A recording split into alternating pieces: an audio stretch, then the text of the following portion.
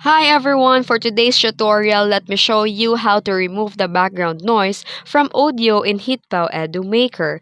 This is super easy and only takes a few clicks. Let's get started. First, go ahead and open the Edimakor, then load the video or audio file you want to clean up. Drag into the timeline at the bottom. Then here, click on the video or audio clip in the timeline. Then in the top menu, find and click on the audio to open the audio editing options. Then in the audio settings panel, look for the option called noise reduction. Toggle it on or check the box. Adjust the intensity slider if needed, and for stronger noise removal, lower the mild adjustment. Always preview the audio after adjusting to find the perfect balance without making it sound too artificial.